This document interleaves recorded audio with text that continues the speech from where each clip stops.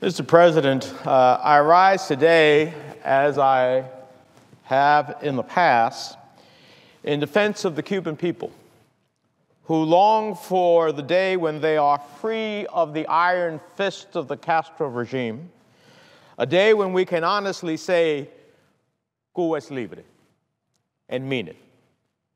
I rise with great concern over the trajectory of the policy towards Cuba that President Obama announced on December 17th of last year. In executing this new policy, the Obama administration has spared no generosity towards a dictatorship in Cuba. It commuted the sentences of 3 convicted Cuban spies, including one serving a life sentence for murder conspiracy against Americans who died while flying a civilian aircraft in international airspace that was struck down by Cuban MiGs. It eased a host of travel and trade sanctions in spite of the purpose and intent of U.S. law. It removed Cuba from the state sponsors of terrorism list while it continues harboring fugitives from the United States justice system and members of foreign terrorist organizations. And among those people who are in Cuba is Joanne Chesimard, who killed the New Jersey state trooper, convicted of doing so, escaped, is on the FBI's top 10 most wanted terrorists. And yet, we took them off the list of state-sponsored terrorism. It negotiated an agreement to establish diplomatic relations with Cuba that falls far short of international legal norms in terms of what the people at our embassy can and cannot do inside of Cuba. It upgraded Cuba in the Trafficking in Persons report despite its continued slave labor and human trafficking practices. And it even acquiesced to shunning dissidents from attending the U.S. Embassy's flag-raising ceremony in Havana. Yet Cuban dictator Raul Castro refuses to reciprocate any of these concessions. To the contrary, Castro has emphasized that he, quote, will not cede 1 millimeter. And in his speech at last month's United Nations General Assembly gathering, demanded even more, namely for President Obama to evade U.S. law as regards sanctions, to shut down radio and TV Marti, which is in essence the equivalent of our Voice of Democracy, so that the Cuban people can get free and unfettered information, to end democracy programs, to return the military base at Guantanamo, and to pay $1 trillion, not $1 million, not $1 billion, $1 trillion in damages to his regime. So today, 10 months later, the metrics of this new policy show it's clearly headed in the wrong direction. The Castro family is poised for a generational transition in power. The Cuban regime's monopolies are being strengthened. Courageous democracy leaders are being relegated to obscurity, their voices muffled by the actions of the United States and foreign nations alike. Political repression has exponentially increased. The number of Cubans desperately fleeing the island is rising, and the purpose and intent of U.S. law is being circumvented. The trajectory of our policy is unacceptable, and I urge President Obama to correct its course. While speaking recently to a business gathering in Washington, President Obama argued how he believes this new policy is, quote, creating the environment in which a generational change and transition will take place in that country, close quote.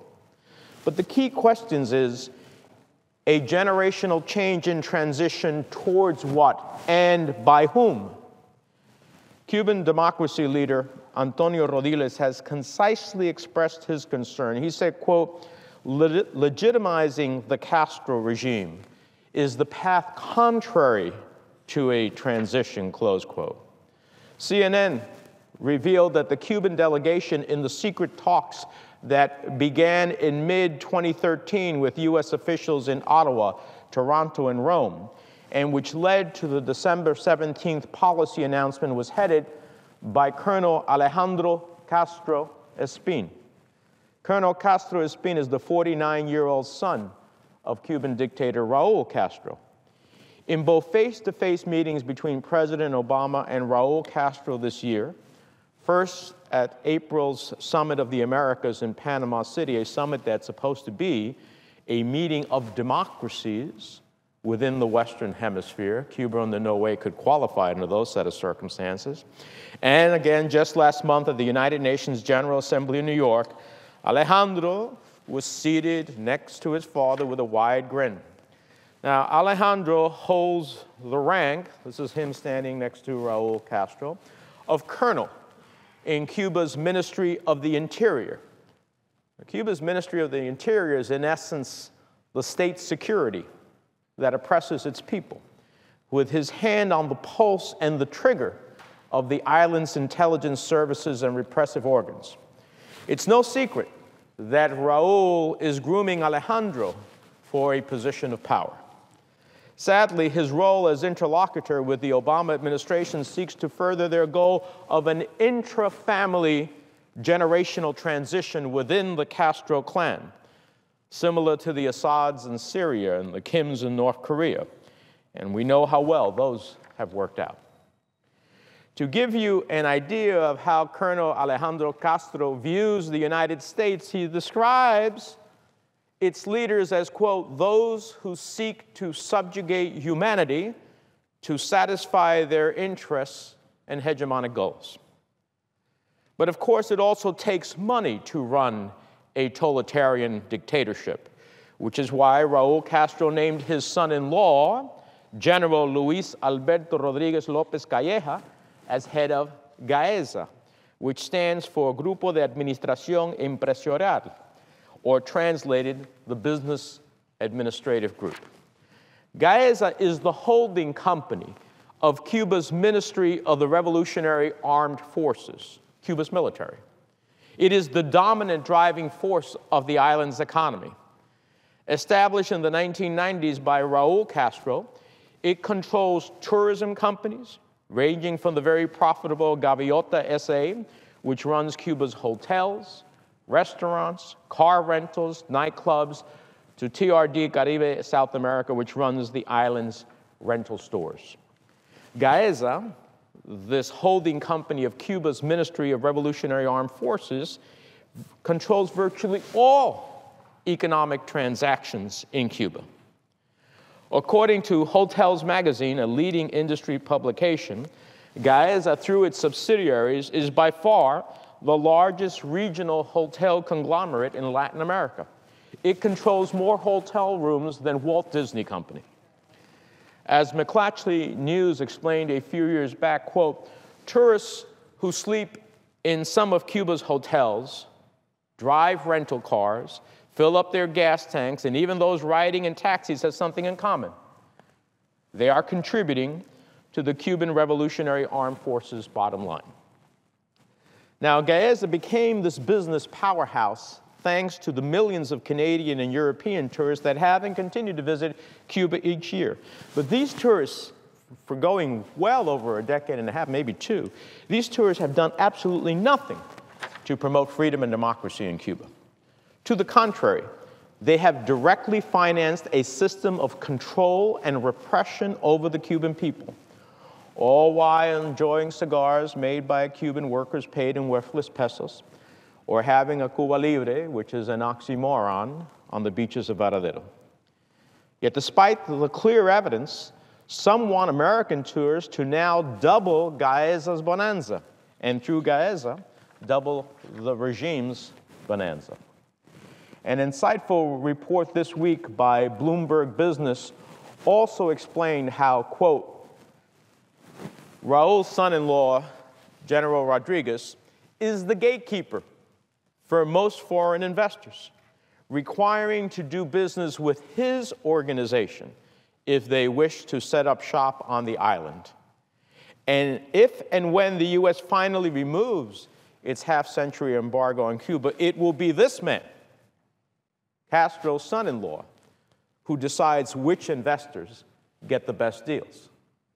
And of course, those investors in the company that ultimately is the Cuban Revolutionary Armed Forces, Cuba's military. In other words, all of the talking points about how lifting the embargo and tourism restrictions would somehow benefit the Cuban people are empty and misleading rhetoric. It would only serve as a money funnel for Castro Inc. Now, here's what over a dozen of Cuba's most renowned pro-democracy leaders, including the head of the Ladies in White. The Ladies in White are a group of women composed of mothers, wives, daughters, and other relatives of Cuban political prisoners. These are political prisoners who basically have languished in Castro's jail not because they did anything violent, not because they broke the common law as we would understand it here in the United States, but because they sought to create peaceful change. And they march every Sunday dressed in white, holding a gladiola peacefully to church, and they are beaten savagely and arrested. And yet they do this every Sunday. Well, Berta Soler, who's here in the middle, and former prisoner of conscience Jorge Luis Garcia Perez Antunes, and Sakharov Prize leader Guillermo Fariñas, who are all pictured here, warned in an open letter to the United States Congress dated September 25th of this year, quote, "The lifting of the embargo, as proposed by the Obama administration, will permit the old ruling elite to transfer their power to their political heirs and families, giving little recourse to the Cuban people in confronting this despotic power. Totalitarian communism will mutate into a totalitarian state, adopting minimum market reforms that will serve only to accentuate the existing social inequality in the midst of an increasingly uncertain future," close quote. Now, these are the people inside of Cuba, languishing as they try to create change in their country towards peaceful moves towards democracy. And it's very interesting that, as you can see, despite the talk about that the Cuban regime created greater equality, all of these pro-democracy movers who made this letter to Congress in this picture are all Afro-Cubans. So much for the equality that the regime created and this mysticism or romanticism that some have about the regime. From an economic perspective, the very concept of trade and investment in Cuba is grounded in a misconception about how business takes place on the island. Right now, the Commerce Secretary of the United States is there talking about business. Who are you talking business with? With the regime. In most of the world, trade and investments means dealing with privately owned or operated corporations. That's not the case in Cuba. In Cuba, foreign trade and investment is the exclusive domain of the state, i.e. the Castro family. There are no exceptions. In the last 5 decades, every single foreign trade transaction with Cuba has been with the Castro regime or an individual acting on behalf of the regime.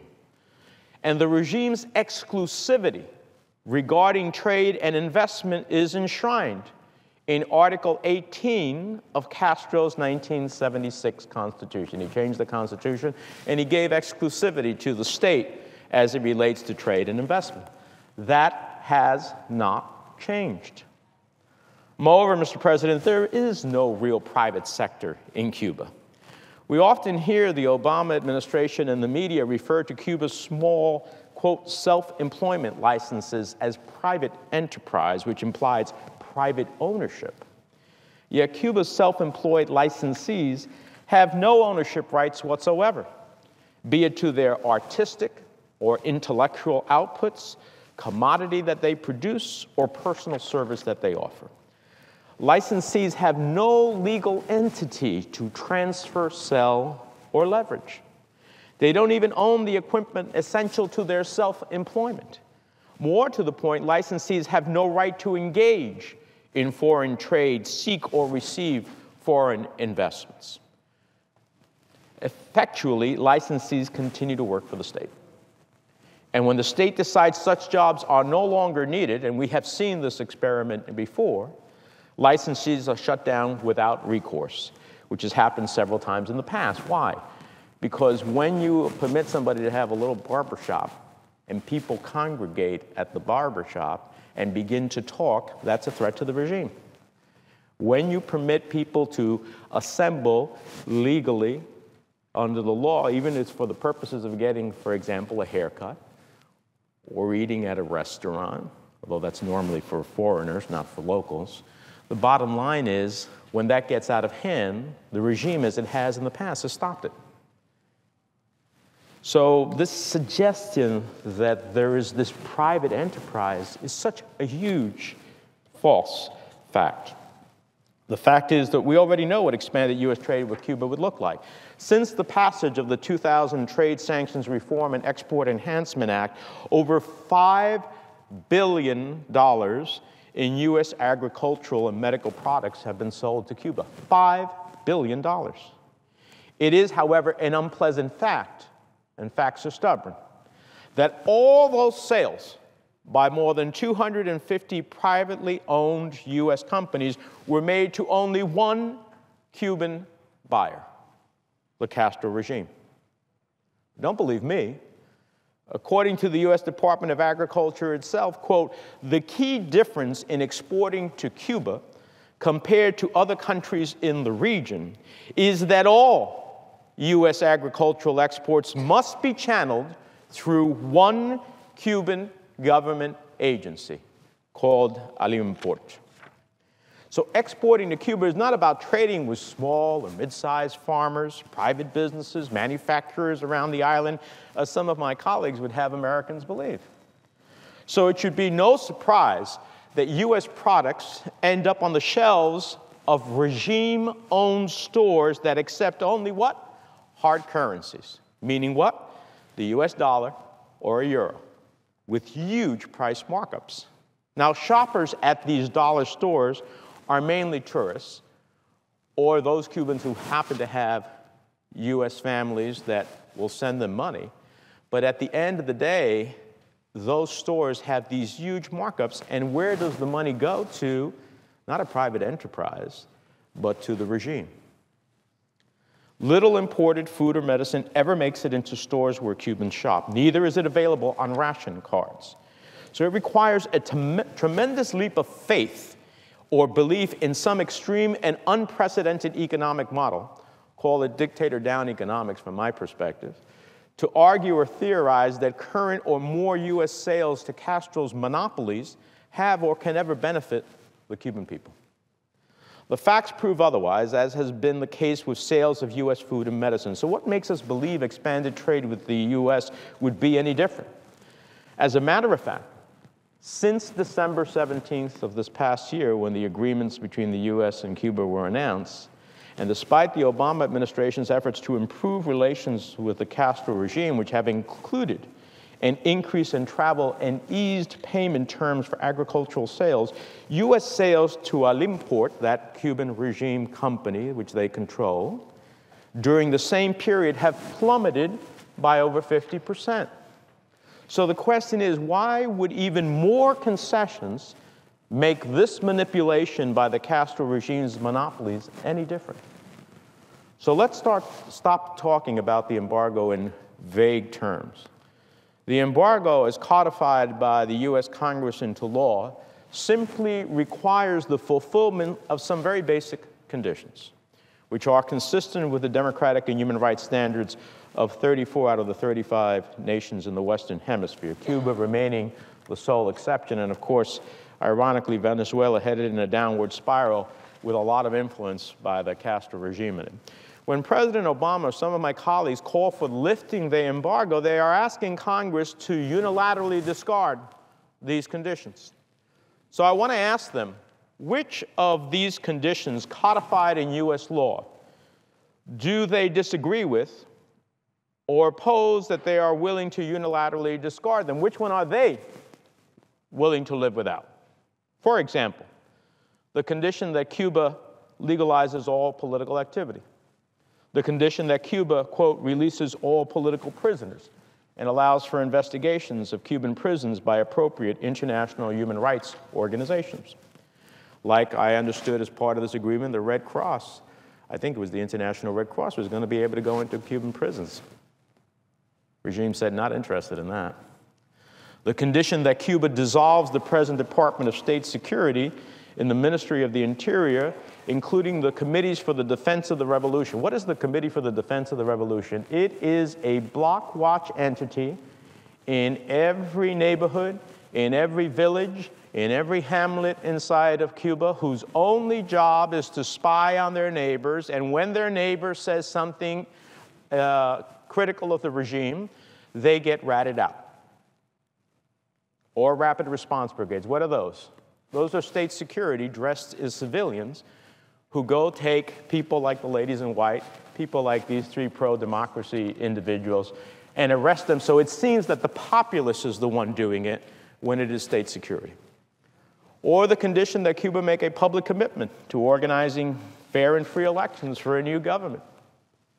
Or the condition that Cuba make public commitments to and is making demonstrable progress in establishing an independent judiciary respecting internationally recognized human rights and basic freedoms as set forth in the Universal Declaration of Human Rights, to which Cuba is a signatory nation, allows the establishment of international trade unions as set forth in Conventions 87 and 98 of the International Labor Organization, among others. Or the condition that Cuba give adequate assurances that would allow the speedy and efficient distribution of assistance to the Cuban people.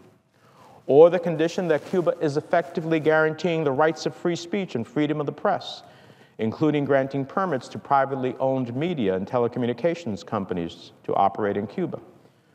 Or the condition that Cuba is assuring the right to private property, or taking appropriate steps to return to U.S. citizens and entities which are 50% or more beneficially owned by U.S. citizens property that was taken by the Cuban government from such citizens and entities after January 1st of 1959, or to provide adequate compensation to those individuals.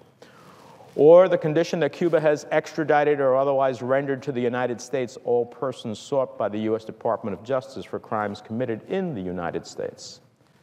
So which one of these conditions do they not agree with? Which, are they all willing to just throw them all out, require nothing? If President Obama, as media reports indicate, takes the unprecedented step of abstaining from voting against a Cuban resolution in the United Nations General Assembly, criticizing our own nation's law, which is what the Cuban embargo is, he would be disavowing these basic conditions, because these basic conditions are what is written into the law. I know. I was one of the authors in the House of Representatives at the time that wrote the law. Think of the horrible message that turning a blind eye to these basic conditions in U.S. law would send to the Cuban people about the United States' priorities. Think of the horrible message it would send to Cuba's courageous democracy leaders. Since December 17th, scores of foreign dignitaries, businessmen, members of the U.S. Congress have descended upon Havana to meet with Raul Castro and his cronies while sidelining Cuba's courageous dissidents. As independent journalist and blogger Yoani Sanchez lamented, quote, "A true shower of presidents, foreign ministers, and deputies has intensified over Cuba without daily life feeling any kind of relief from such illustrious presences."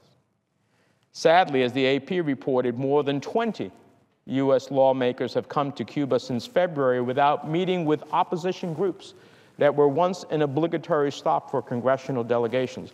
And the reason U.S. lawmakers don't meet with human rights activists and political dissidents is because if you do, then you don't get a meeting with Raul Castro. So I guess the photo op with Raul Castro is more important than meeting with human rights activists and political dissidents. Perhaps the biggest affront was during the flag-raising ceremony for the opening of the U.S. Embassy in Havana, to which no Cuban dissidents were invited. Now, the Secretary of State said publicly this was due to, quote, "a lack of space," and that this was a government-to-government function, yet images clearly show that there is plenty of space and lots of non-governmental figures on the invite list. Can you imagine what the world would be like today if this had been the attitude of the United States towards Sakharov, Solzhenitsyn, Václav Havel, Lech Walesa, and Nelson Mandela. Meanwhile, adding insult to injury, Cuba's courageous dissident leaders, now neglected by the administration and congressional supporters of the new policy, and even further neglected by foreign dignitaries and unscrupulous businessmen searching for a profit at whatever cost, are facing a dramatic increase in repression. Since December 17th, when President Obama announced his new policy, Raul Castro's dictatorship has exponentially increased the number of political arrests, beatings, and detentions. Just between January and March of this year, politically motivated arrests increased nearly 70%, from 178 arrests in the former month to 610 in the latter. According to the Cuban Commission for Human Rights and National Reconciliation, an internationally recognized human rights watchdog, the total number of political arrests during the first 9 months of this year, 9 months, were 5,146. In just 9 months, these 5,146 political arrests surpass the year-long tallies recorded for 2010, which was 2,074, 2011, which was 4,123, and 2015 is tragically on pace to become one of the most repressive years in recent history. The official number of September arrests, the month that just passed alone, were 822, the most in 15 months. They include Danilo Maldonado, a 31-year-old artist known as El Sexto, who was imprisoned on December 25th of this past year, just 1 week after the new policy was announced. El Sexto was arrested for painting the names Fidel and Raul on 2 pigs, which was considered an act of contempt. He remains in prison without trial or sentence or any justice, and Amnesty International has recognized him as a prisoner of conscience. They also include Saqueo Baez Guerrero, Ismael Bonet René, and Maria Josefa Acon Sardinas, a member of the Ladies in White. These 3 dissidents sought to approach Pope Francis during his recent Mass in Havana to ask for his solidarity with Cuba's political prisoners and democracy movement, and they were dragged away and arrested under the eyes of the international media. They have been on a hunger and thirst strike since September 20th and are being held at the infamous Secret Police Center for Investigations at Al Arbo and 100th Street in Havana, and I am very concerned about their well-being. They also include the case of Digna Rodriguez Ibanez, an Afro-Cuban member of the Ladies in White in Santa Clara, who was attacked by Castro regime agents and pelted with tar. That's right, with tar.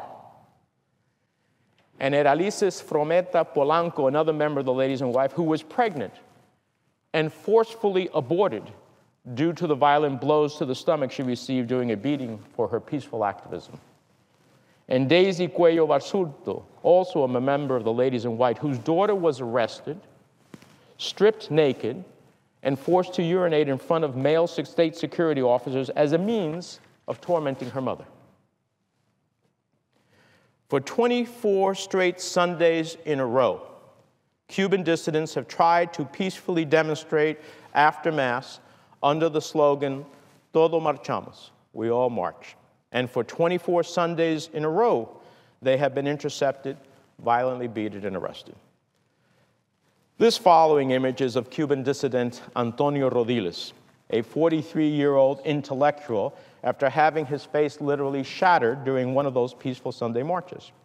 Yet despite the tremendous indignities these dissidents suffer at the hands of the Castro regime, they remain undeterred in their struggle for freedom and democracy of all Cubans. So rather than shunning these courageous individuals, the United States should be embracing them.